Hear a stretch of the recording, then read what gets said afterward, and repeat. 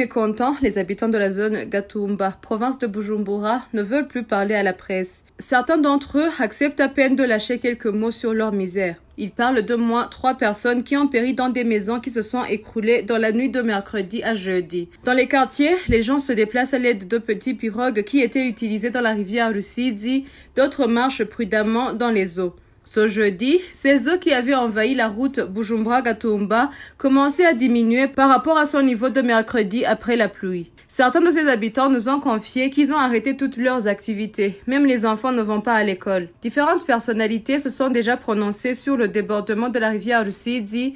La police pour la protection civile a rassuré que le ministère des Finances est au point de débloquer la somme de 20 millions prévue pour le suivi et la prévention du débordement de cette rivière. Pour le ministre de l'Intérieur et de la Sécurité publique, la solution à cette question est de délocaliser cette population et se serait installée dans une zone exposée aux catastrophes naturelles, une idée qu'il partage avec certains activistes pour l'environnement. Cependant, cette proposition n'est pas bien accueillie par ces sinistrés de Gatumba. Il faut que le gouvernement érige une digue pour stabiliser la rivière Rusizi, comme convenu. Selon le rapport de l'organisation onusienne OCHA, en charge de la coordination des interventions d'urgence, plus de 75 000 sinistrés des catastrophes naturelles étaient enregistrés en octobre dernier dans tout le pays. Seules les zones de Gatumba et Rukaramu ont enregistré plus de 30 000 sinistrés si on en croit aux chiffres de l'administration fournis en 2021.